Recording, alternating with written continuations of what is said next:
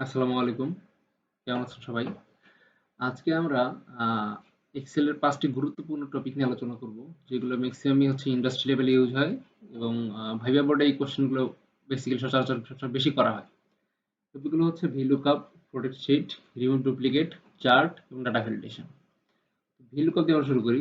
VLOOKUP ব্যবহার হচ্ছে কোনো টেবিল থেকে কোনো ডাটা খুঁজে পাওয়ার জন্য। এখানে একটা ছোট টেবিল আছে। VLOOKUP ব্যবহার হয় বেসিক্যালি আপনার বড় টেবিল থেকে ডাটা খুঁজে পাওয়ার জন্য।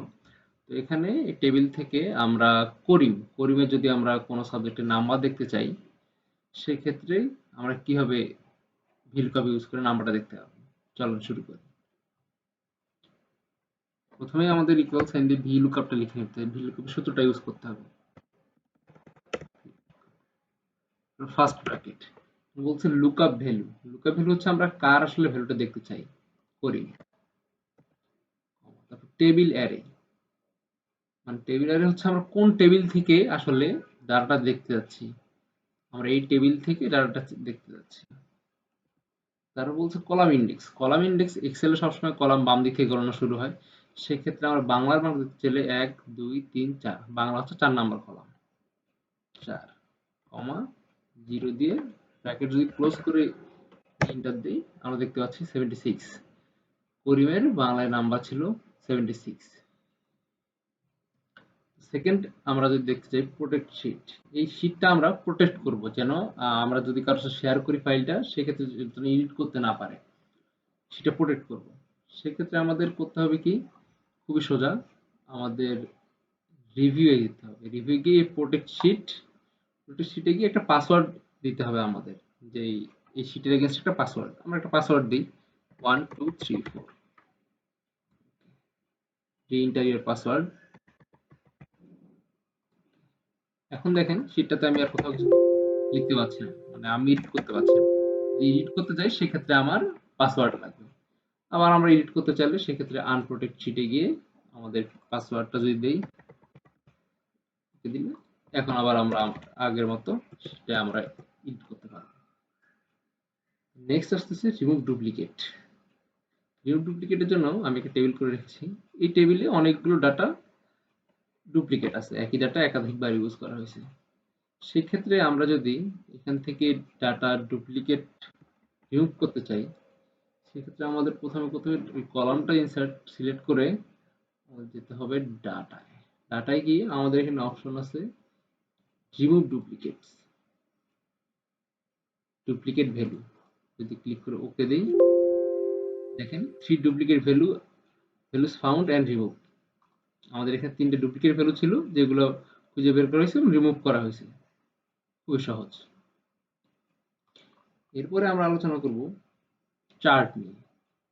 কোনো একটা ডাটা থেকে যদি আমরা সহজে ভিজুয়ালাইজ করতে চাই, সেক্ষেত্রে চার্টটা সবচেয়ে বেশি উপকারী।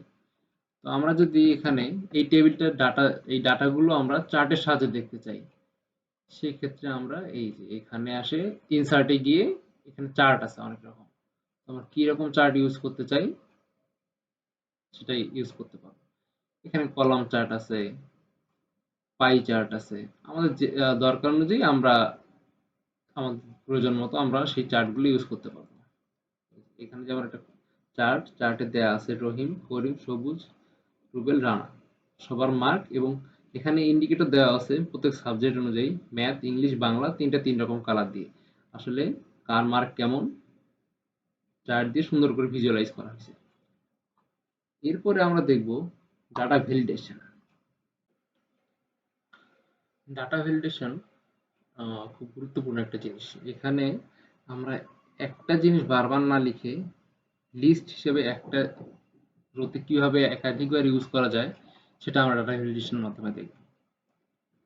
তো এখানে ধরেন এই রো এর নামগুলো আমরা ডিলিট করে দিই। আবার এই জায়গায় আমরা যদি লিখে নিই করিম, সবুজ, রুবেল, রানা।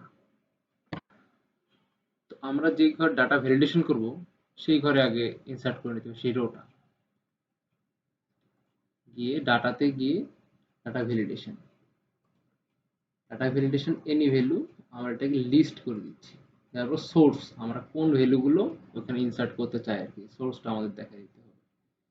এই সোর্সে ক্লিক করি, আমাদের এই ভ্যালুগুলো আমরা সোর্সে দেখতে চাই। এই যদি আমরা ইন্টার দেই, ওকে, সেক্ষেত্রে আমরা দেখতে পাচ্ছি এই রোয়ে ক্লিক করলে আমাদের এখানে অপশনগুলো শো করছে, করিম, সবুজ, রুবেল, রানা। এখানে বারবার লিখতে হচ্ছে না, আমি চাইলে এখানে আমি করিমের জায়গায় সবুজ ইউজ করতে পারি, সবুজের জায়গায় আমি করিম ইউজ করতে পারি।